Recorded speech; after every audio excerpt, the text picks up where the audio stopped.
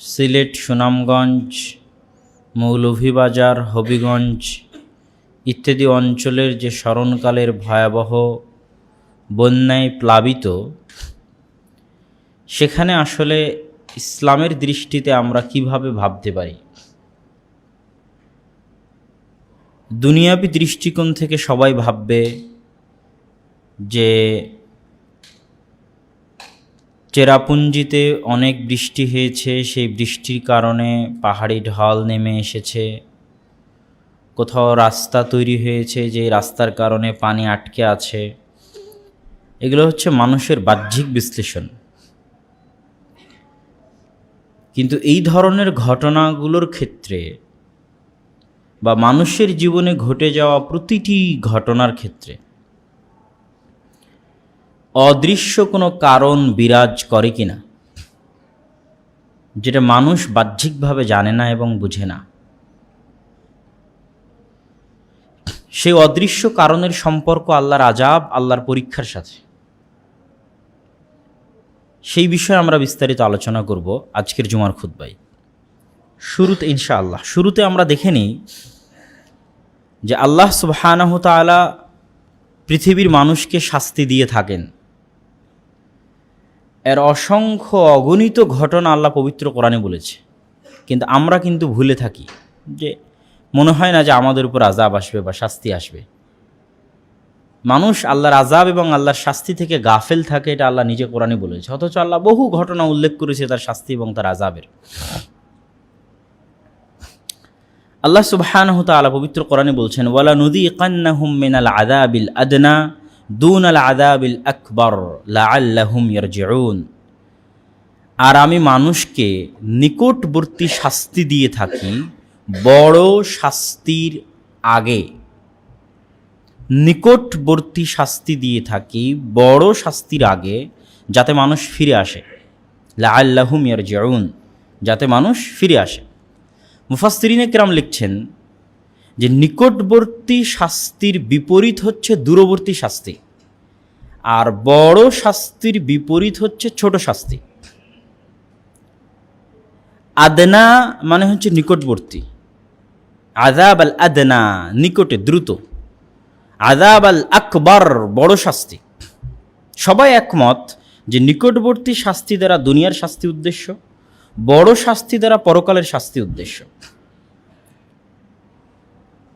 তো আল্লাহ সুবহানাহু ওয়া তাআলা বড়র বিপরীতে ছোট কেন ব্যবহার করলেন না? যে দুনিয়ার ছোট শাস্তি দিয়ে আমি মানুষকে বড় শাস্তি দেওয়ার আগে ছোট শাস্তি দিই, যাতে মানুষ ফিরে আসে। অথবা যখন আল্লাহ সুবহানাহু ওয়া তাআলা নিকটবর্তী শাস্তি একবার ব্যবহার করেছেন, তাহলে পরেরটার ক্ষেত্রে দূরবর্তী ব্যবহার করতেন, বড় না ব্যবহার করে। যে আমি মানুষকে অতি দ্রুত শাস্তি দিয়ে অনেক পরে যে শাস্তি আসবে সেটার আগে দ্রুত একটা শাস্তি দিই মানুষকে সচেতন করার জন্য। মুফাসসিরিনে কেরাম লিখছেন যে আল্লাহ সুবহানাহু ওয়া তাআলা মানুষের মাইন্ড সেটআপ, আল্লাহ যদি বলতেন আমি ছোট শাস্তি দেই, তাহলে মানুষ পরোয়া করতো না। এই জন্য আল্লাহ বলেছে নিকটবর্তী, দ্রুত, দুনিয়াতে ঘটবে। আর আখিরাতের শাস্তির ক্ষেত্রে আল্লাহ যদি বলতেন দূরবর্তী শাস্তি, মানুষের দৃষ্টি আকর্ষণ হতো না ওই শব্দটার দিকে, কবে শাস্তি হবে কে জানে। তখন ওখানে আল্লাহ বলেছে বড় শাস্তি, আল আযাব আল আকবার, ভয়ঙ্কর শাস্তি, বড় শাস্তি, ওটা পরকালে। ওটাকে আল্লাহ সুবহানাহু ওয়া তাআলা দূরবর্তী বলে ছোট করতে চাননি। আর যেটা দুনিয়াতে দিবেন এটাকে ছোট শাস্তি বলে ছোট করতে চান, এটাকে বলেছে নিকটবর্তী শাস্তি, দ্রুত বাস্তবায়ন হবে পৃথিবীতে। পৃথিবীতে দ্রুত বাস্তবায়ন হবে এরকম অনেক গুনাহ আছে, যেই গুনাহগুলো দ্রুত বাস্তবায়ন হবে। এগুলোর বিষয়ে বিস্তারিত বলবো ইনশাআল্লাহ। তো শুরুতে আমরা একটু দেখে নিই যে আল্লাহ সুবহানাহু ওয়া তাআলা আযাবের বিষয়ে পবিত্র কোরআনে কি বলছেন। সূরা আরাফের 94-95 নম্বর আয়াত আল্লাহ সুবহানাহু ওয়া তাআলা বলছেন, ওমা আরসালনা ফি ক্বরিয়াতিন মিন নাবিয়্যিন ইল্লা আখাযনা আহলাহা বিল বাসাই ওয়াদ দাররা লাআল্লাহুম ইয়াদদাররাউন। আমি যখনই কোনো এলাকায় নবী পাঠিয়েছি, দূত পাঠিয়েছি, আর তারা সেই নবী এবং দূতকে অস্বীকার করেছে, তখন আমি তাদেরকে শাস্তি দিয়েছি। পৃথিবীতে কোরআনে যতগুলো শাস্তির কথা উল্লেখ করা হয়েছে, আযাবের কথা উল্লেখ করা হয়েছে, তার 90% আযাব রাসূলকে অস্বীকার করার কারণে, রাসূলের বিরুদ্ধাচরণ করার কারণে, যেটা আল্লাহ সুবহানাহু ওয়া তাআলা এই আয়াতে বলছেন। সূরা আরাফের ৯৮-৯৭ নম্বর আয়াতে আল্লাহ সুবহানাহু ওয়া তাআলা বলেন, আফা আমিনা আহলুল করা, এলাকাবাসী গ্রামবাসী কি নিরাপদ মনে করে নিয়েছে নিজেকে, আইয়াতিয়াহুম বাসুনা বায়াতাম ওয়া হুম নাইমুন, যে আমার আযাব আমার শাস্তি তাদের উপর আসবে না এমতো অবস্থায় যে তারা ঘুমন্ত আছে। তারা এত নিরাপদ মনে করে কিভাবে ঘুমাচ্ছে, কিভাবে আমার শাস্তি এবং আমার আযাব থেকে তারা নিজেকে নিরাপদ মনে করে ঘুমাচ্ছে। আফা আমিনা আহলুল করা, আহলুল করা গ্রামবাসী এলাকাবাসী দ্বারা সবাই উদ্দেশ্য। আপনি বলতে পারেন হে বাংলাদেশের মানুষ, আপনি বলতে পারেন হে সিলেটের মানুষ, এই জন্য আল্লাহ এটাকে ব্যাপক রেখেছে। যখন যেখানে এই ঘটনা প্রেক্ষিত আসবে তখন তাদেরকে উদ্দেশ্য করে বলা যাবে যে হে সিলেটবাসী, তোমরা কি নিরাপদে ঘুমাচ্ছ এই মনে করে যে আল্লাহর আযাব আসবে না? এমতো অবস্থায় যে তোমরা ঘুমন্ত অবস্থায় আল্লাহর শাস্তি চলে আসবে। আও আমিনা আহলুল করা আইয়াতিয়াহুম বাসুনা দুহা ওয়া হুম ইয়ালআবুন, অথবা তারা কি নিরাপদ মনে করে নিয়েছে যে আমার আযাব তাদের উপর আসবে না এমতো অবস্থায় যে তারা খেলতামাশায় মত্ত দিনের বেলা যখন খেলতামাশায় মত্ত তখন আমার শাস্তি আসবে না এমনভাবে খেলাধুলা করছে, আর রাতের বেলা এমন আরামে ঘুমাচ্ছে মনে হচ্ছে আমার আযাব আসবে না। এই নিরাপদ যেন তারা মনে না করে।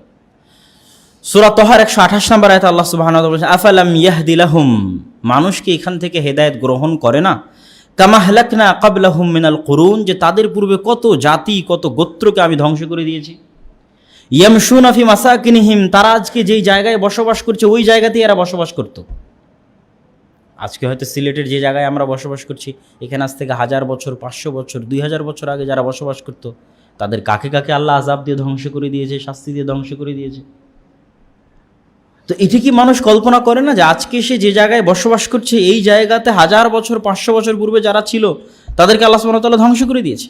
ইন্না ফি যালিকা লাআয়াতিল লিউলিন নুহা, যারা চিন্তাশীল চিন্তা ভাবনা করে তাদের জন্য এই জিনিসগুলোর মধ্যে নিদর্শন রয়েছে।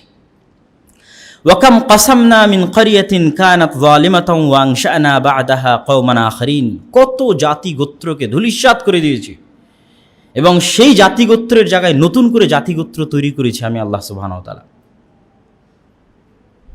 পবিত্র কোরআনে আল্লাহ সুবহানাহু ওয়া তাআলা কয়েকটা জাতির ধ্বংসের চিত্র পবিত্র কোরআনে বারবার উল্লেখ করেছেন।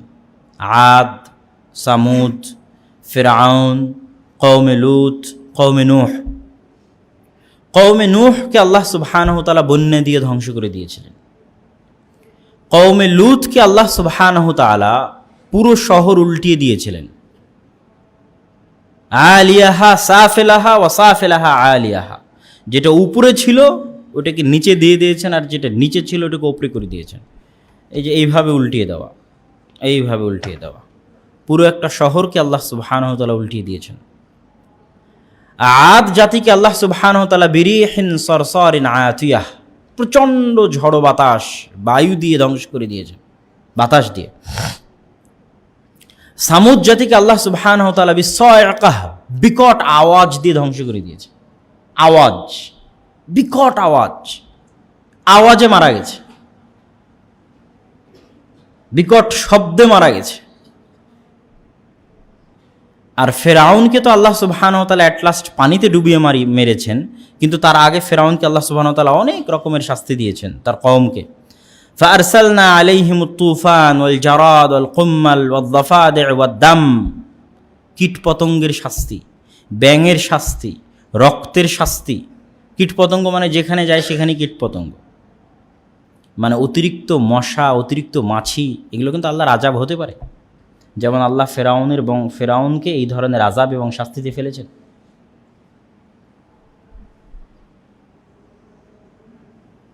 তো এই জিনিসগুলো থেকে আমরা যেটা বুঝতে পারি সেটা হচ্ছে, আর আরেকটা শাস্তি হচ্ছে কওমে লূতের আরেকটা শাস্তি ছিল।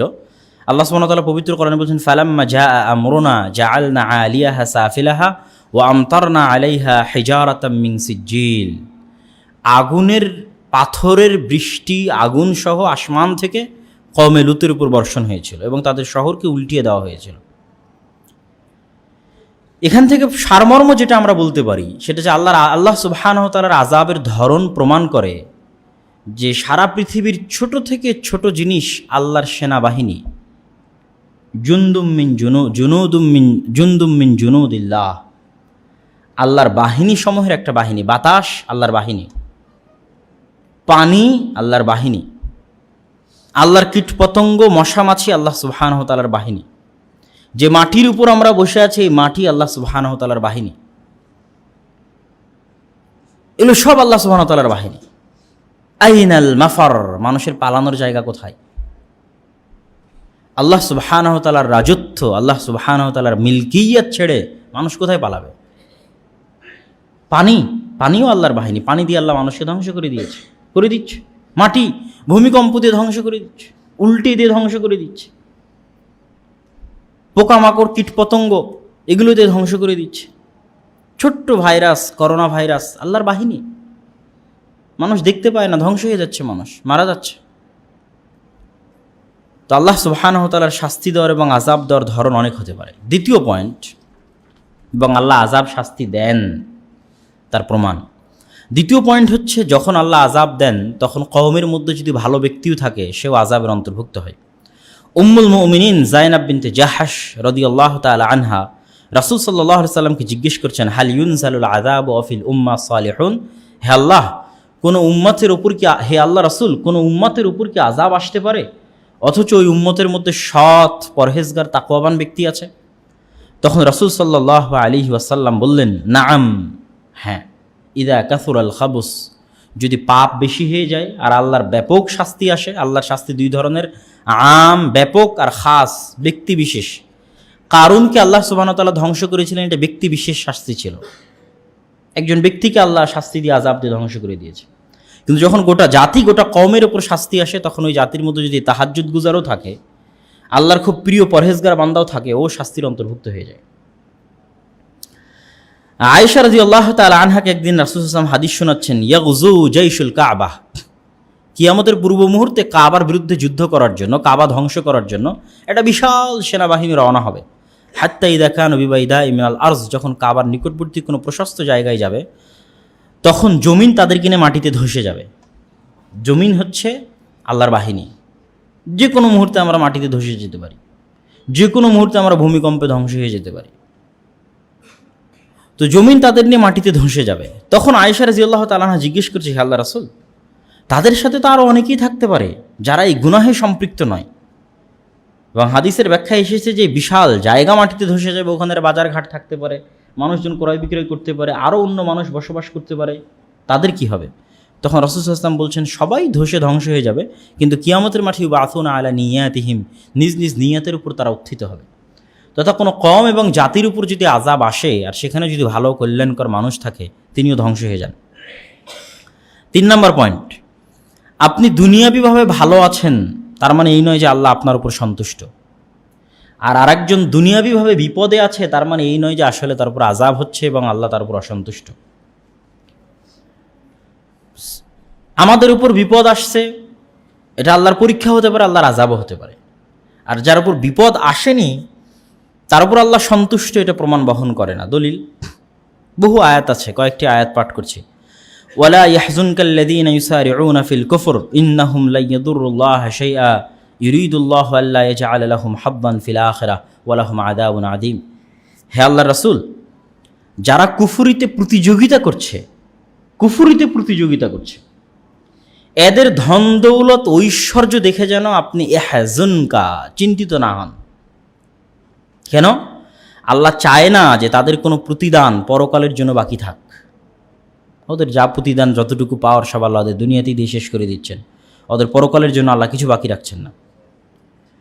ওয়াহসাবুল কাফিরু আন্নামা ইউমলি লাহুল্লাহু খায়রুল লিনাফসিহি ওয়ালা ইয়াহসাবান্নাল্লাযীনা কাফারু আন্নামা নুমলি লাহুম খায়রুল লিআনফুসিহিম ইন্নামা নুমলি লাহুম লিয়াজদাদু ইসমা ওয়া লাহুম আযাবুম মুহিন।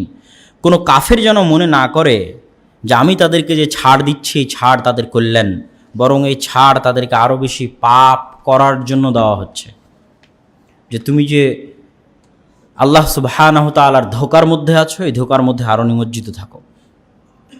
ওয়া ইয়াওমা ইউরাদুল্লাযীনা কাফারু আলান নার, যখন জাহান্নামে যারা দুনিয়াতে কুফরি করেছিল তাদেরকে পেশ করা হবে, তখন তাদেরকে কি বলা হবে? আযহাবাতকুম তাইয়্যিবাতিকুম ফি হায়াতিকুমুদ দুনিয়া, তোমাদের যত ভালো জিনিস ছিল সব দুনিয়ায় তোমরা উপভোগ করে এসেছো। ওয়াস্তামতাআতুম বিহা, যত আনন্দ উপভোগের মাধ্যম ছিল সব দুনিয়াতে তোমরা করে এসেছো। ফালইয়াউমা তুজজাউনা আযাবাল হুন বিমা কুনতুম তাস্তাকবিরুনা ফিল আরজ, আজকে অপমানজনক শাস্তি ভোগ করো দুনিয়াতে যে অহংকার করতে সে অহংকারের পরিবর্তে। আর এক আয়াতে আল্লাহ সুবহানাহু ওয়া তাআলা বলেছেন, আয়াহসাবুনা আন্নামা নুমিদ্দুহুম বিহি মিন মালি ওয়া বানিন নুসারি'উ লাহুম ফিল খায়রাতি বাল লা ইয়াশউরুন। কেউ যেন এটা না মনে করে যে আমি যাদেরকে ধন সম্পদ টাকা পয়সা দিয়ে ছাড় দিয়েছি এটা তাদের কল্যাণের জন্য, এটা যেন না মনে করে। লা ইয়াগুরান্নাকা তাকাল্লুবুল লাযিনা কাফারু ফিল বিলাদ মাতাউন কলিল সুম্মা মাওয়াহুম জাহান্নাম ওয়া বি'সাল মিহাদ। যাদেরকে দুনিয়াতে ধন দৌলত ঐশ্বর্য দেওয়া হয়েছে এটা সাময়িক আনন্দের মাধ্যম মাত্র। মান কানা ইউরিদুল হায়াতাদ দুনিয়া ওয়া যিনাতাহা নুওয়াফি ইলাইহিম আমালাহুম, যারা দুনিয়ার ঐশ্বর্য চায় আমি তাদের দুনিয়ার ঐশ্বর্য পরিপূর্ণরূপে দিয়ে দিই। উলাইকাল্লাযীনা লাইসা লাহুম ফিল আখিরাহ, এদের জন্য পরকালে কিছুই থাকে না ইল্লা নার, আগুন ব্যতীত। ওয়া হাবিতা মা সানাউ ফিহা ওয়া বাতিলুম মা কানু ইয়ামালুন। এই সবগুলো আয়াত প্রমাণ বহন করে যে কেউ দুনিয়াতে ভালো আছে তার মানে এই নয় যে আল্লাহ সুবহানাহু ওয়া তাআলা তার উপর সন্তুষ্ট আছে। তারপরের পয়েন্ট, মানুষের উপর আসা কোনো শাস্তি, মানুষের উপর আসা কোনো পরীক্ষা, মানুষের উপর আসা কোনো বিপদের কারণ কখনোই দুনিয়াবি নয়, বরং সর্বদা চিরন্তন তার কারণ হচ্ছে শারঈ। শেখ সালেহ আল উসাইমিন বলছেন যে ইন্না কাসীরাম মিনান নাস আল ইয়াউম ইয়াযুন আল মাসাইব আল্লাতী ইউসাবুনা বিহা সাওয়াআন কানাত আল মাসাইব মালিয়া ইকতিসাদিয়াহ আও সিয়াসিয়াহ।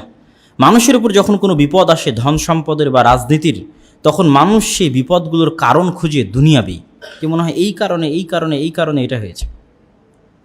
ওয়ালা শাক্কা আন্না হাযা মিন কুসুরি আফহামিহিম, এতে কোনো সন্দেহ নেই যেটা তাদের চিন্তার সংকীর্ণতা। ওয়া দাআফা ঈমানিহিম, তাদের ঈমানের দুর্বলতা। ওয়া গাফলাতিহিম আন তাদাব্বুরি কিতাবিল্লাহ, এবং আল্লাহর কিতাব সম্পর্কে তাদের গবেষণার অভাব। ইন্না ওয়ারাআ হাযিহিল আসবাব আসবাবান শারঈয়্যাহ, এগুলো প্রত্যেক কারণের পিছনে শারঈ কারণ আছে। আসবাবান লিহাদিহিল মাসাইব আকওয়া ওয়া আদম, এবং ওই শারঈ কারণগুলো বেশি শক্তিশালী বেশি মজবুত। কত শক্তিশালী কত মজবুত? তাকুনুল আসবাবুল মাদ্দিয়া ওয়াসিলাতান লিমা তাকতাজিহিল আসবাব শারঈয়্যাহ, দুনিয়াবি যে কারণগুলো দেখা যাচ্ছে এগুলো ঘটছে ওই শারঈ কারণের কারণে। শারঈ কারণের দাবির কারণে দুনিয়াবি কারণগুলো ঘটতেছে। চেরাপুঞ্জিতে বিশাল বৃষ্টি হয়েছে, এটা বাহ্যিক কারণ, কিন্তু এটা ঘটতেছে শারঈ অদৃশ্য কারণের দাবি চাওয়া, ঘটতে হবে এই জন্য ঘটতেছে, ঘটানো হবে এই জন্য ঘটতেছে। সুতরাং পৃথিবীতে মানুষ যা কিছু পায় এর একটাও মূল কারণ দুনিয়াবি নয়। যাহারাল ফাসাদু ফিল বাররি ওয়াল বাহর বিমা কাসাবাত আইদিন নাস, মানুষ যা কিছু পৃথিবীতে বিশৃঙ্খলা অস্থিরতা বিপদ আপদ দেখতে পাচ্ছে সব মানুষের হাতের কামাই। আল্লাহ সুবহানাহু ওয়া তাআলা পবিত্র কোরআন মাজিদে বলেছেন। ইবনুল কাইয়িম রাহিমাহুল্লাহ লিখছেন, ফাউকুবাত আশ-শারি' জাআত আলা আতাম্মিল উজুহ ওকুবাত যুনুব নাওয়ান। ইবনুল কাইয়িম রাহিমাহুল্লাহ বলছে গুনাহের শাস্তি দুই প্রকার, ওকুবাত শারঈয়্যাহ ওকুবাত কাদারিয়াহ। একটা হচ্ছে শারঈ শাস্তি আর একটা হচ্ছে কাদারি শাস্তি। আমি পরে বুঝিয়ে দিচ্ছি ব্যাখ্যা করে। শারঈ শাস্তি মানে কেউ যদি কাউকে হত্যা করে তাহলে তাকে হত্যা করতে হবে, এটা শারঈ শাস্তি, ইসলামী আইন থাকলে হত্যা করা হবে। কেউ যদি বিবাহিত অবস্থায় জিনা করে তাহলে তাকে রজম করা হবে, এটা শারঈ শাস্তি। কেউ যদি চুরি করে তার হাত কাটা হবে, এটা শারঈ শাস্তি। কিন্তু এই শাস্তি যদি বাস্তবায়িত না হয় তাহলে হুনাকা উকুবাত কাদারিয়াহ, আর একটা শাস্তি আছে যেটা আল্লাহর পৃথিবী পরিচালনাগত শাস্তি। এটা ঘটবেই, ওই শাস্তি আসবেই, দুনিয়াতে আসুক পরকালে আসুক। শারঈ শাস্তি বাস্তবায়ন হয়ে গেলে কাদারি শাস্তি থেকে মানুষ বাঁচতে পারে, কিন্তু শারঈ শাস্তি যদি বাস্তবায়ন না হয় তাহলে কাদারি শাস্তি তার মুকদ্দার আছে, যতক্ষণ পর্যন্ত আল্লাহ তাকে ক্ষমা না করেছে দুনিয়াতেও ঘটতে পারে পরকালেও ঘটতে পারে। তাহলে পৃথিবীতে আমরা যা কিছু পাচ্ছি তা হচ্ছে আমাদের পাপের ফল। ইবনুল কাইয়িম রাহিমাহুল্লাহ আরও বলছেন, ওয়াল মাকসুদ আন্না উকুবাত আস-সাইয়্যাহ তাতানাওয়া ইম্মা ফিল কলব, এই কাদারি শাস্তি অন্তরে হতে পারে, ওয়া ইম্মা ফিল বাদান, শরীরে হতে পারে, ওয়া ইম্মা ফিহিমা, শরীর এবং অন্তরে উভয় হতে পারে, ওয়া ইম্মা ফি দারিল বারযাখ বা'দাল মাউত, কবরে হতে পারে, ওয়া উকুবাত ইয়াউমা আল আজসাম ফি দারিল আখিরাহ, কিয়ামতের মাঠে হতে পারে। ফায-যামবু লা ইয়াখলু মিন উকুবাতিন আলবাত্তাহ, কোনো পাপ এমন নেই যে পাপের শাস্তি হবে না, আলবাত্তা কখনো নয়। কোনো পাপ এমন নেই লা ইয়াখলু মিন উকুবাহ, যে পাপের শাস্তি হবে না। ওয়ালাকিন্না লিজাহলিল আবদি, কিন্তু মানুষের জাহালাতের কারণে, অজ্ঞতার কারণে, লা ইয়াশউর, মানুষ বুঝতে পারে না, বিমা হুয়া ফীহি মিনাল উকুবাহ, যে কোন পাপের কারণে সে শাস্তিতে আছে। লিআন্নাহু বিমানজিলাতি সুখরান ওয়ান নাইম আল্লাযী লা ইয়াশউরু বিল আলাম, কেননা সে ওই ঘুমন্ত ব্যক্তির মতো যে ব্যথার কারণ অনুভব করতে পারে না। যখন সে ঘুম ভেঙে যায় তখন দেখে তার এই ক্ষতিটা হয়ে গেছে। ফাতারাত্তুবুল উকুবাত আলা যুনুব, পাপের শাস্তি এত বাস্তব, কাতারাত্তুবিল ইহরাকি আলান নার, আগুন লাগালে জ্বলে যাওয়া যেমন বাস্তব, ভেঙ্গে ফেললে ভেঙ্গে যাওয়া যেমন বাস্তব। তথা আমরা যেটা বলি যে প্রত্যেকটা অ্যাকশনের পাল্টা রিয়াকশন আছে। আমি যদি আগুন লাগাই জ্বলবে, আমি যদি গুনাহ করি শাস্তি পাবো, আমি যদি কোনো একটা জিনিসকে ভাঙ্গি সেটা ভেঙে যাবে, ভাঙ্গাটা আমার কাজ, ভেঙে যাওয়াটা ফল। এগুলো যেমন বাস্তব, সেরকম প্রত্যেকটা পাপের শাস্তি মানুষকে ভোগ করতে হবে, এটা বাস্তব। ওয়াকাদ তাতাআখারু আনহু ইম্মা ইয়াসীরান ওয়া ইম্মা মুদ্দাহ, দেরি হতে পারে, তাৎক্ষণিক হতে পারে, দুনিয়াতে হতে পারে, পরকালে হতে পারে। সম্মানিত উপস্থিতি, তাহলে এই আলোচনা থেকে আমরা সারমর্ম দুটো কথা বলতে পারি। এক, প্রত্যেক পাপের শাস্তি হবেই। বাক্যটা একটু ঘুরিয়ে বলি। এক, আমরা দুনিয়াতে যা কিছু পাচ্ছি তা কোনো না কোনো পাপের শাস্তি। আমরা দুনিয়াতে যে সমস্ত বিপদ আপদ, বাধা, সমস্যার সম্মুখীন হচ্ছি তা কোনো না কোনো পাপের শাস্তি স্বরূপ আল্লাহ সুবহানাহু ওয়া তাআলা দিচ্ছেন। বিপদের পরীক্ষা, সে আলোচনাও আসবে, আরো ক্লিয়ার করবো ইনশাল্লাহ। আর পাপের শাস্তি হবেই, দুনিয়াতে হোক, দেরিতে হোক, তাড়াতাড়ি হোক।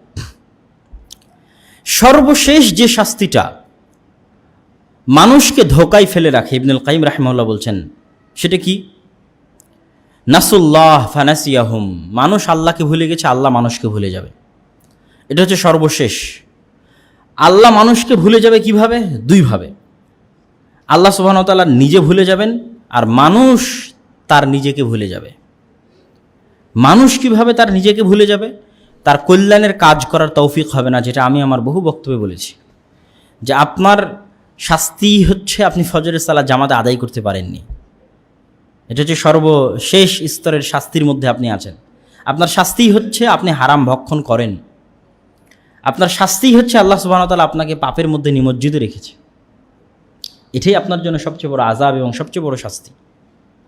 আর ওই বান্দার উপর আল্লাহর দয়া আছে, এই জন্য সে ফজরের সালাতে আসতে পারছে, দয়া আছে এই জন্য আল্লাহর শুকরিয়া আদায় করতে পারছে, দয়া আছে এই জন্য 5 ওয়াক্ত সালাত আদায় করার সৌভাগ্য হচ্ছে। আপনার উপর আল্লাহর দয়া নাই, এই জন্য আপনি 5 ওয়াক্ত সালাত আদায় করতে পারেন না, তৌফিক হয় না, ফজরের সালাত আদায়ের তৌফিক হয় না, কোরআন তিলাওয়াতের তৌফিক হয় না। এগুলো হচ্ছে সবচেয়ে জ্বলন্ত এবং স্পষ্ট শাস্তি মানুষের উপর আল্লাহ সুবহানাহু ওয়া তাআলার। এবার আমরা আসি, মাল ফারকু বাইনাল ইবতিলা ওয়াল আযাব, আল্লাহর পরীক্ষা এবং আল্লাহর শাস্তির মধ্যে পার্থক্য কী? আল্লাহ মানুষকে পরীক্ষা করেন, এবং আযাবের কথা যেমন আল্লাহ আলাদা করে বলেছে, আল্লাহ পরীক্ষার কথা আলাদা করে বলেছে। আল্লাহ পরীক্ষার কথা বলতে গিয়ে কী বলেছে? ওয়ালা নাবলুওয়ান্নাকুম বিশাইইম মিনাল খাউফি ওয়াল জু' ওয়া নাকসিম মিনাল আমওয়ালি ওয়াল আনফুসি ওয়াস সামারাত, আমি মানুষকে পরীক্ষা করে থাকি ভয় দিয়ে, ক্ষুধা দিয়ে, ধন সম্পদের ক্ষতি দিয়ে, ওয়াল আনফুস, আত্মার ক্ষতি দিয়ে, মানুষের মৃত্যু দিয়ে, ওয়াস সামারাত, ফলমূলের ক্ষতি দিয়ে, ওয়াবাশশিরিস সাবিরিন, আর যারা বিপদে পরীক্ষায় ধৈর্য ধারণ করে তাদেরকে সুসংবাদ দান করো। আল্লাহ সুবহানাহু ওয়া তাআলা পরীক্ষার কথা আরও বহু আয়াতে, যে আল্লাহ সুবহানাহু ওয়া তাআলা দুনিয়াতে মানুষকে পরীক্ষা করে থাকেন, সেটা বলেছেন। এখন কথা হচ্ছে, যেমন আল্লাহ সুবহানাহু ওয়া তাআলা আরও বলেছেন, ওয়ামা আসাবাকা মিন সাইয়্যাতিন ফামিন নাফসিক। এখন কথা হচ্ছে যে আমরা যেই শাস্তির মধ্যে আছি, এটা কি আল্লাহর পক্ষ থেকে আযাব না আল্লাহর পক্ষ থেকে পরীক্ষা? এটা আমি আসলে কিভাবে বুঝব?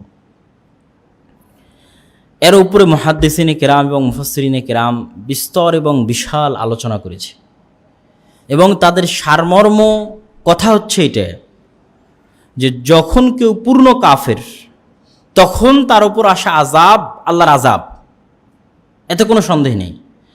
কিন্তু যতক্ষণ কেউ কাফের নয়, মুমিন আছে, ততক্ষণ তার উপর আসা আল্লাহর আযাব হোক, আল্লাহর পরীক্ষা হোক, এটাকে আমরা দুই ভাগে ভাগ করতে পারি। এক, সে যেটার মধ্যে আছে এটা আসলেই ডাইরেক্টলি কানেক্টেড তার কোনো পাপের সাথে, তার কোনো গুনাহের সাথে। আর আরেকটা প্রকার কি, মুমিন হওয়ার পরও এখন সে যে বিপদের মধ্যে আছে এটা ডাইরেক্টলি তার কোনো পাপ বা গুনাহের সাথে কানেক্টেড নয়, শুধু পরীক্ষা। আর প্রথম যেটা গেল যে সরাসরি তার পাপের সাথে সম্পৃক্ত, এই জন্য আল্লাহ তাকে আযাব বা শাস্তি দিচ্ছেন, তো সেটাকেও আমরা সরাসরি আযাব বা শাস্তি না বলে ওটাকেও পরীক্ষা বলতে পারি। দুটোই পরীক্ষা যতক্ষণ মুমিন আছে। কিন্তু এই দুই পরীক্ষার মধ্যে পার্থক্য কি, একজন পরীক্ষায় পড়েছে তার পাপের কারণে, আরেকজন পরীক্ষায় পড়েছে কোনো পাপ ছাড়া, এবং দুইটার পাল্টা প্রতিদান আলাদা। যে পরীক্ষায় পড়েছে পাপের কারণে তার প্রতিদান এতটুকু যে তার পাপ ক্ষমা হবে বিপদের মাধ্যমে, আর যে পরীক্ষায় পড়েছে কোনো পাপের কারণে নয়, তার প্রতিদান হচ্ছে আল্লাহ সুবহানাহু ওয়া তাআলা তার সম্মান বাড়িয়ে দিবেন, এই জন্য তাকে বিপদে ফেলেছে। তো এই বিষয়ে আমরা কিছু আয়াত পড়ি। প্রথমত, মানুষ নিজের পাপের কারণে পরীক্ষায় পড়ে, আল্লাহ আযাব বলছেন না, মুসলমান যেহেতু, তো মুসলমান ততক্ষণ আমরা আযাব বা গজব স্পষ্টভাবে তাদের ক্ষেত্রে ব্যবহার না করে পরীক্ষায় ব্যবহার করব, শাস্তি বা পরীক্ষা, কিন্তু সেটা তার কোনো পাপের কারণে। ওয়ামা আসাবাকা মিন সাইয়্যাতিন ফামিন নাফসিক, মানুষ যে বিপদে পড়ে এই বিপদে পড়ার কারণ হচ্ছে তার নিজের আমল। এটা আল্লাহ সুবহানাহু ওয়া তাআলা সূরা নিসার মধ্যে বলেছেন। সূরা শুরার 30 নম্বর আয়াতে বলছেন, ওয়ামা আসাবাকুম মিন মুসিবাতিন ফাবিমা কাসাবাত আইদিকুম, তোমরা যে কোনো বিপদে পড়ো না কেন, বিপদে পড়ার কারণ হচ্ছে তোমাদের পাপ, তোমাদের আমল, তোমাদের পাপ। আনাস রাদিয়াল্লাহু তাআলা আনহু, আনাস রাদিয়াল্লাহু তাআলা থেকে বর্ণিত, তিনি বলেন রাসূল সাল্লাল্লাহু আলাইহি ওয়াসাল্লাম বলেছেন, ইযা আরাদাল্লাহু বিআবদিহিল খায়র, আল্লাহ যখন কোনো বান্দার কল্যাণ চান, আজ্জালা লাহুল উকুবা ফিদ দুনিয়া, তাকে দুনিয়াতেই শাস্তি দিয়ে দেন। আল্লাহ যখন কোনো বান্দার কল্যাণ চান তাকে কোথায় শাস্তি দেন? দুনিয়াতে শাস্তি দেন।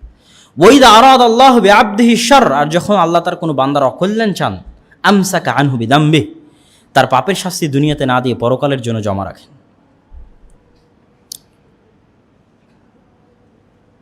আর এই কয়েকটা আয়াত বলে আমরা যেটা বুঝাতে চাইলাম সেটা হচ্ছে, এক প্রকার শাস্তি বা পরীক্ষা সরাসরি পাপের কারণে হয়। সরাসরি কিসের কারণে হয়? পাপের কারণে। আর এটা হচ্ছে পাপ নাই, শুধুই পরীক্ষা। তার এক নম্বর হচ্ছে আল আম্বিয়া, নবীগণের উপরে যেটা এসেছে। আপনি ইউসুফ আলাইহিসসালাতু ওয়াসসালামের অবস্থা দেখেন, ইয়াকুব আলাইহিসসালাতু ওয়াসসালামের অবস্থা দেখেন, ইউনুস আলাইহিসসালাতু ওয়াসসালামের অবস্থা দেখেন, যত নবী রাসূল পৃথিবীতে আসছিল, মুহাম্মদ সাল্লাল্লাহু আলাইহি ওয়াসাল্লামের অবস্থা দেখেন। তারা যে শাস্তি ভোগ করেছে, তারা যে কষ্ট পেয়েছে, শাস্তি তো নয়, কষ্ট, তারা যে কষ্ট ভোগ করেছে, এটা তাদের কি পাপ ছিল, কি গুনাহ ছিল যেটার কারণে তারা এই কষ্টটা ভোগ করছে। ইসলামের ইতিহাসে পাওয়া যায় না যে তাদের কোনো পাপ বা কোনো গুনাহের কারণে তারা এই কষ্ট ভোগ করছে। ইউসুফ আলাইহিস সালামের কথাই দেখেন, তিনি সম্পূর্ণ নিরপরাধ, যেটা আল্লাহ পবিত্র কোরআনে উল্লেখ করেছে, কিন্তু তিনি 7 বছর জেল খেটেছেন অন্যায়ভাবে। তার ভাইয়েরা তাকে অন্যায়ভাবে কুয়ায় ফেলে দিয়েছে তাকে হত্যা করার জন্য, সম্পূর্ণ অন্যায়ভাবে, ছোট বাচ্চা, মাসুম বাচ্চা। তিনি বাজারে কৃতদাস হিসেবে বিক্রি হয়েছেন, মানুষের বাড়িতে গোলাম চাকর হিসেবে কাজ করেছেন। আমরা কয়জন বাজারে কৃতদাস হিসেবে বিক্রি হয়েছি, আর কয়জন মানুষের বাড়িতে চাকর হিসেবে কাজ করেছি? আর এত বড় মিথ্যা অপবাদ নিয়ে 7 বছর জেলখানায় কাটানো অনেক কঠিন ব্যাপার, অথচ উনি নিরপরাধ। মারিয়াম আলাইহিস সালাতু ওয়াস সালামের বিষয় দেখেন, আল্লাহ সুবহানাহু ওয়া তাআলা পবিত্র কোরআন মাজিদে বহু জায়গায় তার পবিত্রতার ঘোষণা দিয়েছেন, অথচ তার উপর সারা পৃথিবীর সবচেয়ে ভয়ঙ্কর মানসিক শাস্তি, একজন সতী সাধবী পুত পবিত্রা নারীর জন্য এর চেয়ে বড় মানসিক শাস্তি আর কিছু হতে পারে না, মানসিক কষ্ট আর কিছু হতে পারে না, সেটা আল্লাহ সুবহানাহু ওয়া তাআলা তাকে দিয়েছেন। মুহাম্মদ সাল্লাল্লাহু আলাইহি ওয়াসাল্লাম শিআবে আবি তালেব 3 বছর গিরি সংকট চাচা আবু তালেবের সাথে মক্কার কাফের মুশরিকদের অত্যাচারের কারণে, যে 3 বছর কোনো খাদ্য পানি কিছুই ছিল না, সব দিক থেকে তাদেরকে সামাজিকভাবে বয়কট করা হয়েছিল, গাছের পাতা খেয়ে জীবন ধারণ করতেন। সত্য ঘটনা ইসলামের ইতিহাসের। তায়েফের ময়দানে রাসূল সাল্লাল্লাহু আলাইহি সাল্লামের উপর যে পাথরের বৃষ্টি এবং যে কষ্ট, এগুলো তথা নবীদের সাথে যত ঘটনা আছে, ইউনুস আলাইহিস সালাতু ওয়াস সালামের ঘটনা, ইয়াকুব আলাইহিস সালাতু ওয়াস সালাম সন্তান হারানোর কষ্ট, অনেক বড় কষ্ট। আপনার সন্তান হারিয়ে গেছে কি হারায়নি আপনি সেটাও জানেন না, বেঁচে আছে কি বা মরে গেছে এটাও জানেন না। আপনি সেই কারো সন্তানের দুঃখ কষ্টে আপনি কেঁদেই যাচ্ছেন, কাঁদতে কাঁদতে আপনার চোখ অন্ধ হয়ে গেছে। 25 বছর আল্লাহ সুবহানাহু ওয়া তাআলা আপনাকে জানায়নি যে আপনার সন্তান বেঁচে আছে, অথচ তিনি নবী এবং তারা বংশ পরম্পরায় নবী। ইব্রাহিম আলাইহিস সালাম নবী, তার সন্তান ইসহাক নবী, তার সন্তান ইয়াকুব নবী, তার সন্তান ইউসুফ নবী, চারজন নবী, অথচ তাদের পরিবারের উপর এত বড় বিপদ। তো নবীদের সাথে যে ঘটনাগুলো ঘটেছে এইটা এবং এই ধরনের ঘটনা আল্লাহর সালেহ সৎ কর্মশীল বান্দাদের সাথে ঘটতে পারে, আল্লাহর নেককার পরহেজগার বান্দাদের সাথে ঘটতে পারে, যারা তাদের কোনো পাপের কারণে নয় বরং সম্পূর্ণ নিরপরাধ অবস্থায় আল্লাহ সুবহানাহু ওয়া তাআলা তাদেরকে বিপদে ফেলেন এবং তাদেরকে কষ্টে ফেলেন। এটা কি জন্য? রাসূল সাল্লাল্লাহু আলাইহি ওয়াসাল্লাম বলছেন, ইন্নাল আবদা ইযা সাবাকাত লাহু মিনাল্লাহি মানজিলাহ, যখন কোনো বান্দার একটা মর্যাদা, একটা সম্মান আল্লাহর দরবারে লিখিত হয়ে গেছে যে আল্লাহ সুবহানাহু ওয়া তাআলা তাকে ওই পর্যায়ে নিয়ে যাবেন, যেটা আল্লাহর তাকদীরে লিখিত, লাম ইয়াবলুগহা বিআমালিহি, কিন্তু ওই বান্দাটা তার কাজ দিয়ে ওই জায়গায় পৌঁছতে পারছে না। হাদিসের অনুবাদ করছি যে একজন বান্দার জন্য একটা অবস্থান লিখিত হয়েছে, কিন্তু সেই জায়গায় সে তার কাজের বিনিময়ে পৌঁছতে পারছে না। ইবতালাহুল্লাহু ফি জাসাদিহি আও ফি মালিহি আও ফি ওয়ালাদিহি, তখন আল্লাহ তার শরীরে, তার সন্তানে, তার ধন সম্পদে, তার জীবনের উপর বিপদে ফেলেন এবং ওই বিপদের বিনিময়ে তাকে ওই জায়গায় পৌঁছে দেন, ওই সম্মান এবং ওই মর্যাদার জায়গায় পৌঁছে দেন। হাদিস সহিহ, আবু দাউদে। রাসূল সাল্লাল্লাহু আলাইহি ওয়াসাল্লাম আরো বলছেন, ইন্না ইযামাল জাযা মা ইযামিল বালা, বিপদ যত বড় প্রতিদান তত বড়। ওয়া ইন্নাল্লাহ ইযা হাব্বা কওমান ইবতালাহুম, আল্লাহ যখন কোনো জাতিকে ভালোবাসেন তখন তাদেরকে বিপদে ফেলেন। ফামান রাদিয়া ফালাহুর রিদা ওয়া মান সাখিতা ফালাহুস সাখত, বিপদে পড়ে যে আল্লাহর উপর সন্তুষ্ট থাকলো, আল্লাহর কাছে আত্মসমর্পণ করলো, আল্লাহর ফায়সালা মেনে নিল, আল্লাহ তার উপর সন্তুষ্ট হয়ে গেল। আর বিপদে পড়ে যে ধৈর্য ধারণ করলো না, তার উপর আল্লাহ সুবহানাহু ওয়া তাআলা অসন্তুষ্ট হয়ে গেলেন। এবং আয়েশা রাদিয়াল্লাহু তাআলা আনহা বলছেন, মা ইউসিবুল মুমিন মিন শাওকাতিন ফামা ফাওকাহা ইল্লা রাফাআহু আল্লাহু বিহা দারাজাতান আও হাত্তা আনহু বিহা খাতিআ, সহিহ বুখারী এবং মুসলিমের হাদিস। যে দুইটা কারণেই মুসলিম বিপদে পড়তে পারে। এক, কোনো অপরাধ, কোনো পাপের কারণে বিপদে পড়েছে, হাত্তা আনহু বিহা খাতিআ, ওই বিপদ দিয়ে আল্লাহ তার পাপকে মুক্ত করে দিতে চান, তার গুনাহকে মুক্ত করে দিতে চান। দুই, কোনো পাপ বা কোনো শাস্তির কারণে বিপদে পড়েনি, নিরপরাধ কিন্তু বিপদে পড়েছে, তাহলে আল্লাহ কি করতে চান? রাফাআহুল্লাহু বিহা দারাজাহ, আল্লাহ তার সম্মান এবং মর্যাদা বাড়িয়ে দিতে চান।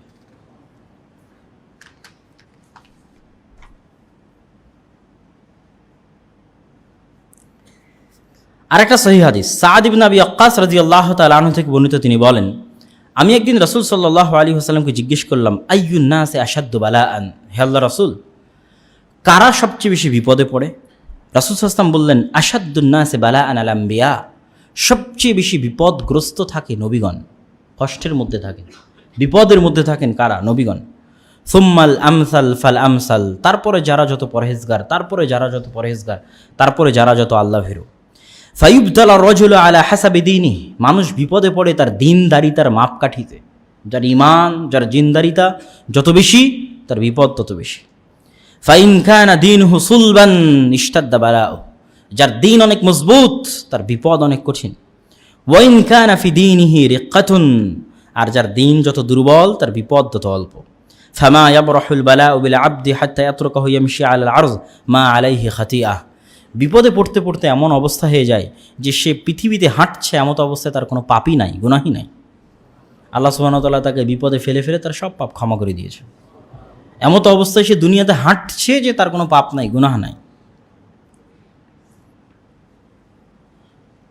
সম্মানিত উপস্থিতি,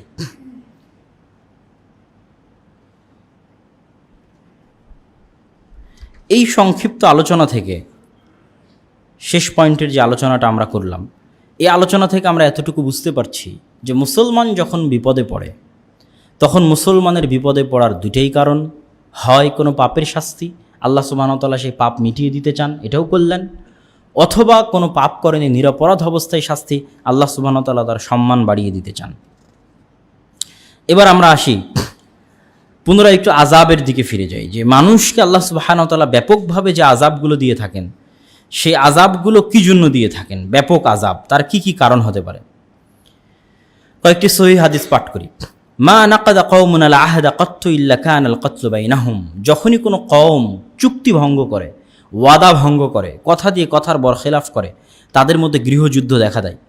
ওয়ালা বাহরাতিল ফাহিশাতু ফি কওমিন কাত্তু ইল্লা সাল্লাতাল্লাহু আলাইহিমুল মাউত, আর যখন কোনো কওমের মধ্যে বেহায়াপনা, জেনা, ব্যভিচার অধিকারে দেখা দেয়, তখন আল্লাহ সুবহানাহু ওয়া তাআলা তাদেরকে মহামারী দিয়ে দেন। ঢালাওভাবে মৃত্যু, কারণ ছাড়াই মৃত্যু, অসুখ বুঝতে পারা ছাড়াই মৃত্যু, ঢালাওভাবে। ওয়ালা মানা কওমুন যাকাত, আর যখন কোনো কওম যাকাত দেওয়া থেকে বিরত থাকে, হাবাসাল্লাহু আনহুমুল কাতর, আল্লাহ আসমান থেকে বৃষ্টি দেওয়া বন্ধ করে দেন। মা মানা কওমুন যাকাত ইল্লা ইবতালাহুমুল্লাহু বিসসিনিন, এমন কোনো কওম নেই যারা যাকাত দেওয়া বন্ধ করেছে আর তারা দুর্ভিক্ষে পতিত হয়নি, এটা হয় না। যাকাত দেওয়া ব্যাপকভাবে বন্ধ করে দিলে মানুষ দুর্ভিক্ষে পড়বেই, যেভাবেই হোক। রাসূল সাল্লাল্লাহু আলাইহি ওয়াসাল্লাম আরও বলছেন, খামসু খিসালিন ইয়া মা'শারাল মুহাজিরিন, হে মুহাজিররা 5টা জিনিস মনে রাখো। আউযু বিল্লাহি আন তুদরিকুহুন্না, আমি আল্লাহর কাছে পরিত্রাণ চাই যেন তোমাদের মধ্যে 5টা জিনিস না ঘটে। লাম তাজহারিল ফাহিশাতু ফি কওমিন কাত্তু হাত্তা ইউলিনু ইল্লা ফাশা ফীহিমুত তাউন, যখন কোনো কওম প্রকাশ্যে ব্যভিচারে লিপ্ত হয়, প্রকাশ্যে বেহায়াপনা, বেলিল্লাপনা, গান বাজনা, নাচ, অশ্লীলতায় লিপ্ত হয়, ইল্লা ফাশা ফীহিমুত তাউন, তখন তাদের মধ্যে মহামারী দেখা দেয়। ওয়াল আউজা আল্লাতী লাম তাকুন ফাশাত ফি আসলাফিহিম, এবং এমন রোগ দেখা দেয় যা অতীতে কোনো দিন ছিল না এবং যেই রোগের কোনো চিকিৎসা নেই। ওয়ালাম ইয়ানকুসুল মিকিয়াল ওয়াল মিজান ইল্লা আখাযুস বিসসিনিন, আর যখন কোনো জাতি মাপে এবং ওজনে ফাঁকি দেয়, দামে এবং দরে, ব্যবসায় বিজনেসে ওজনে ফাঁকি দেয়, ইল্লা আখাযু বিসসিনিন উখিযু বিসসিনিন, তাদের মধ্যে দুর্ভিক্ষ দেখা দেয়। ওয়াজাউরু সুলতানে আলাইহিম, তাদের উপর আল্লাহ অত্যাচারী শাসক দিয়ে দেন।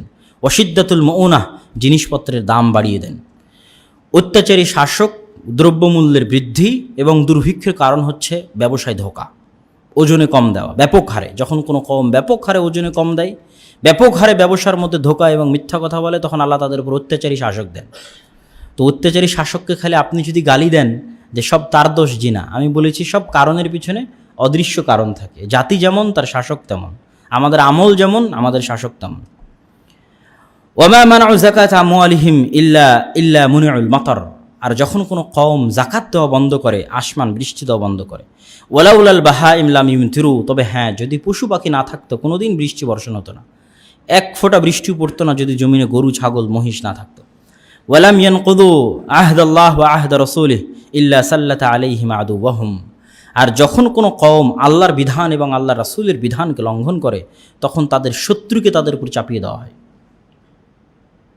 রোহিঙ্গাদের অবস্থা, ফিলিস্তিনিদের অবস্থা, পৃথিবীর যে কোনো প্রান্তের মুসলমানদের অবস্থা, যাদের উপর তাদের শত্রুকে চাপিয়ে দেওয়া হয়েছে, এর বাহ্যিক কারণের আগের মূল কারণ হচ্ছে ব্যাপকভাবে আল্লাহ এবং আল্লাহ রাসূলের বিধানের লঙ্ঘন, সুন্নাত এবং ফরজের উপর আমল ছেড়ে দেওয়া, আল্লাহ সুবহানাহু ওয়া তাআলা এবং তার রাসূলের আনুগত্য ছেড়ে দেওয়া।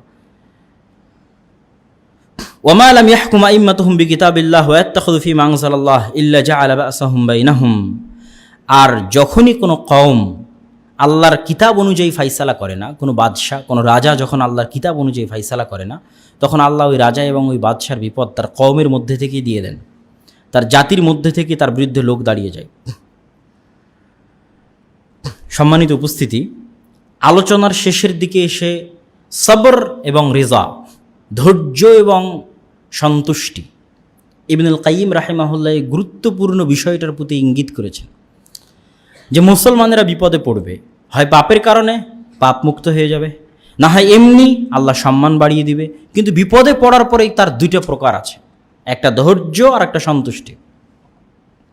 ধৈর্য কি? ইবনুল কাইয়িম রাহিমাহুল্লাহ বলছেন, ধৈর্য হচ্ছে সে মনে মনে কষ্টে আছে যে আমি এরকম একটা বিপদে পড়লাম, মনে মনে কষ্টে আছে, কিন্তু লাম ইয়াদহার, মুখে প্রকাশ করছে না, হাতে কলমে প্রকাশ করছে না, কাজে প্রকাশ করছে না, এটা হচ্ছে ধৈর্য। এরও ফলাফল আছে, এরও কল্যাণ আছে, এরও নেকি আছে। আল্লাহ ধৈর্যশীলদের নেকির কথা দিয়ে পবিত্র কোরআন পরিপূর্ণ করে দিয়েছে। আর এর চাইতে উঁচু স্তর, এর চেয়ে বড় স্তর হচ্ছে রিজা, সন্তুষ্টি। এই স্তরে মানুষ, খুব কম মানুষ এই স্তরে পৌঁছতে পারে, সন্তুষ্টির স্তরে পৌঁছতে পারে খুবই কম মানুষ। সন্তুষ্টির স্তরটা কি?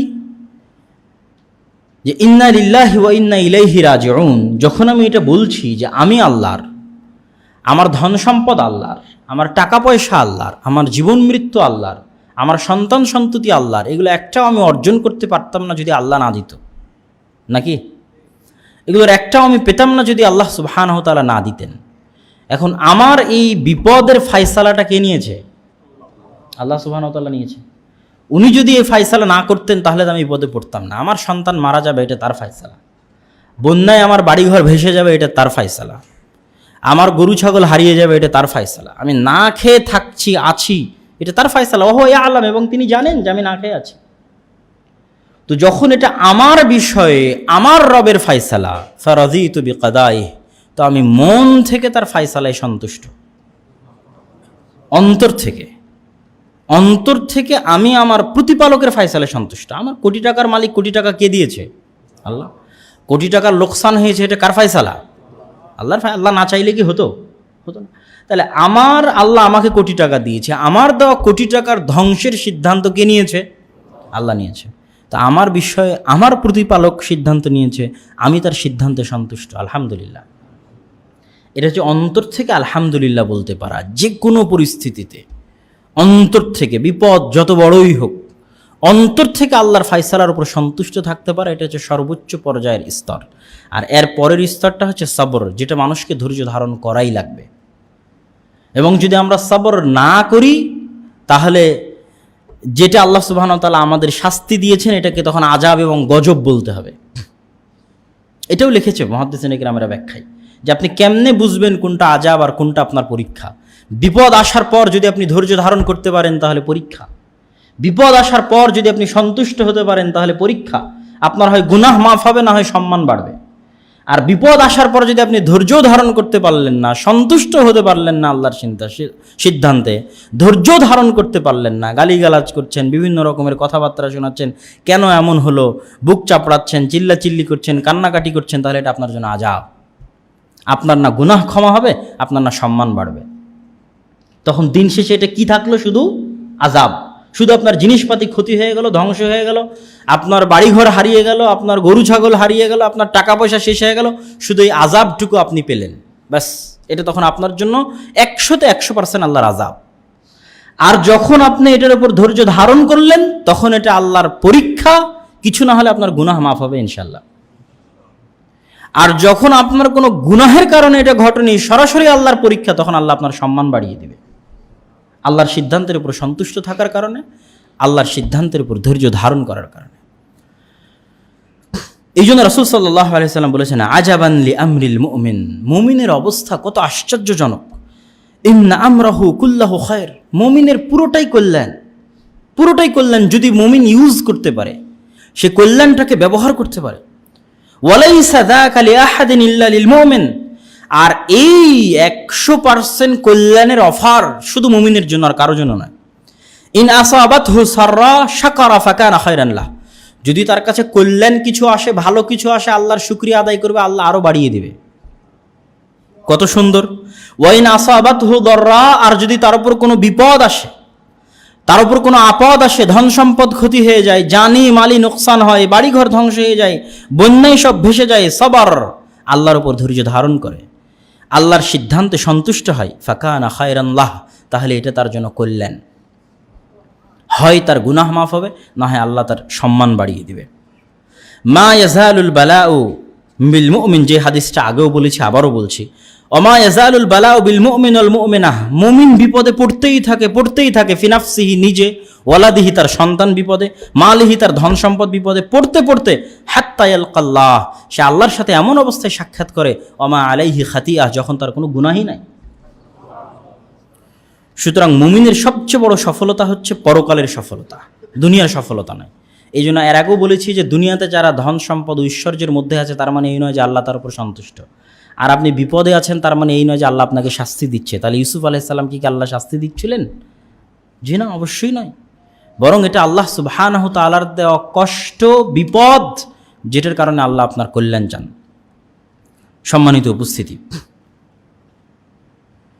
আর আল্লাহ সুবহানাহু তাআলার সিদ্ধান্তে যদি কেউ সন্তুষ্ট হয়, সবরের প্রতিদান তো আমরা জানি, কিন্তু আল্লাহ সুবহানাহু তাআলার সিদ্ধান্তে যদি কেউ সন্তুষ্ট হয় তাহলে তার প্রতিদান কি? তার প্রতিদান হাদিসে শুনেছি, যে এখনই বললাম যে আল্লাহর সন্তুষ্টি। কিন্তু আল্লাহর সন্তুষ্টিটা আসলে কত বড়? আল্লাহর সন্তুষ্টির মাপটা কি? আমি ধৈর্য ধারণ করলাম, আল্লাহ আমাকে প্রতিদান দিল। আমি সন্তুষ্ট থাকলাম, আল্লাহ আমার উপর সন্তুষ্ট হলো। এই সন্তুষ্টির মাপটা কি? আমি ধৈর্য আর সন্তুষ্টির মধ্যে পার্থক্য করেছি। ধৈর্য ধারণ করলে আপনি নেকি পাবেন, আর সন্তুষ্ট হলে বলা হয়েছে আল্লাহ আপনার উপর সন্তুষ্ট হবে। আল্লাহর সন্তুষ্টির মাপকাঠি কি? রাসূল সাল্লাল্লাহু আলাইহি সাল্লাম বলছেন, ইন্নাল্লাহ ইয়াকুলু লি আহলিল জান্নাহ, আল্লাহ জান্নাতবাসীকে বলবেন, ইয়া আহলাল জান্নাহ, হে জান্নাতবাসী। তখন জান্নাতবাসী বলছে, লাব্বাইক রব্বানা ওয়া সা'দাইক, হ্যাঁ আমাদের প্রতিপালক বলেন। কি বলছেন? হাল রাযীতুম, তোমরা কি সন্তুষ্ট? ফায়াকুলুন ওমা লানা লা নারদা ইয়া রাব্বি ওয়া কাদ আতাইতানা মা লাম তু'তি আহাদাম মিন খালকিক, আমরা কেমনে সন্তুষ্ট হব না, আপনি আমাদের তা দিয়েছেন যা দুনিয়ার কাউকে দেননি। ফায়াকুলু আলা উ'তিকুম আফযালা মিন যালিক, আমি কি তোমাদেরকে এর চাইতে উত্তমটা তোমাদেরকে দিব না? ফায়াকুলুনা ইয়া রাব ওয়া আইয়ু শাইইন আফযালা মিন যালিক, আপনি আমাদের জান্নাতে দিয়েছেন, জান্নাতের নিয়ামত আছে, এর চাইতে উত্তম আবার কিছু আছে নাকি? তখন আল্লাহ সুবহানাহু ওয়া তাআলা বলেন, উহিল্লু আলাইকুম রিদওয়ানি ফালা আসখাতু আলাইকুম বা'দাহু আবাদা, আমার সন্তুষ্টি তোমাদের জন্য চিরন্তন এবং চিরস্থায়ী করে দিলাম। ওয়ালা আসখাতু আলাইকুম আবাদা, এবং আমি কোনোদিন তোমাদের উপর অসন্তুষ্ট হব না। তাহলে আল্লাহর সন্তুষ্টি হচ্ছে জান্নাতের চাইতে বড়, জান্নাতের চাইতে মর্যাদাবান এবং সম্মানিত হচ্ছে আল্লাহর সন্তুষ্টি পাওয়া। এটা কাদের জন্য? যারা আল্লাহর ফায়সালায় মন থেকে সন্তুষ্ট হতে পারে, সামান্যতম কষ্ট তার অন্তরে নাই, ও ভিতর থেকে বলতে পারে যে আলহামদুলিল্লাহ। সুতরাং আমরা যারা আজকে বিপদে আছি, কষ্টে আছি, বন্যার্ত মানুষ আছি, বা আমাদের আত্মীয় স্বজন বন্যার্ত আছে, তাদের কাছে আসলে আমাদের এই বার্তাটা পৌঁছে দেওয়া উচিত যে আমরা যদি ধৈর্য ধারণ না করি এবং আল্লাহর সিদ্ধান্তে সন্তুষ্ট না হই, তাহলে এটা পুরোটাই আযাব, 100তে 100% আল্লাহর আযাব বলে গণ্য হবে। আর যদি আমি ধৈর্য ধারণ করি, আমার গুনাহ মাফ হবে। আর যদি সন্তুষ্ট হই, আল্লাহ আমার উপর সন্তুষ্ট হবে, আর আল্লাহর সন্তুষ্টি জান্নাতের চেয়ে বড়। অতএব আমাদেরকে অন্তর থেকে, মন থেকে, সর্বাবস্থায়, সকল ক্ষেত্রে কি বলতে পারতে হবে? আলহামদুলিল্লাহ। আল্লাহ সুবহানাহু তাআলা আমাদের উপর যে বিপদ এসেছে, এই বিপদ আল্লাহ সুবহানাহু তাআলা দূর করে দিন, আল্লাহুম্মা আমিন। এবং ভবিষ্যতে যদি আল্লাহ সুবহানাহু তাআলা আমাদেরকে কোনো বিপদ দেন, সেই বিপদে যেন আল্লাহ আমাদের ধৈর্য ধারণ করার এবং ওই বিপদে তার সিদ্ধান্তের উপর সন্তুষ্টি থাকার তৌফিক দান করেন, আল্লাহুম্মা আমিন।